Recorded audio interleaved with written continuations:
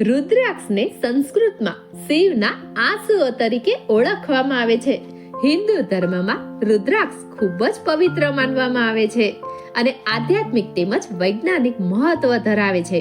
રુદ્રાક્ષ એક વૃક્ષના ફળના બીજ છે જે મુખ્યત્વે ભારત, નેપાળ અને ઇન્ડોનેશિયામાં મળી આવે છે. રુદ્રાક્ષનો સંબંધ ભગવાન શિવ સાથે છે અને તે સાધનાઓમાં અને ધાર્મિક ક્રિયાઓમાં શાંતિ અને સંકલ્પ માટે ઉપયોગમાં લેવાય છે.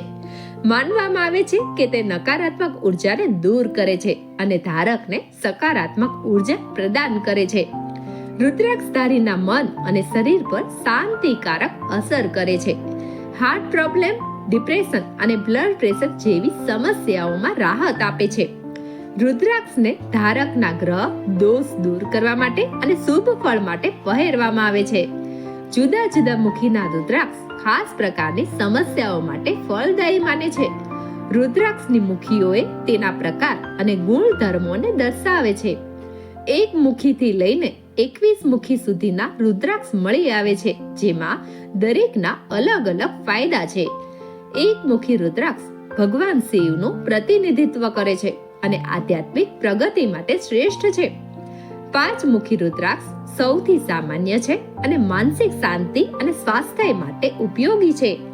રુદ્રાક્ષને મંગળવાર અથવા સોમવારના દિવસે ધાર્મિક વિધિ સાથે શુદ્ધ કરીને પહેરવું જોઈએ.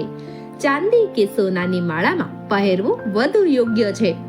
રુદ્રાક્ષના બીજમાં મેગ્નેટિક અને ઇલેક્ટ્રોમેગ્નેટિક ગુણધર્મ હોય છે, જે મન અને શરીરની ઉર્જા સંતુલિત રાખવામાં મદદ કરે છે.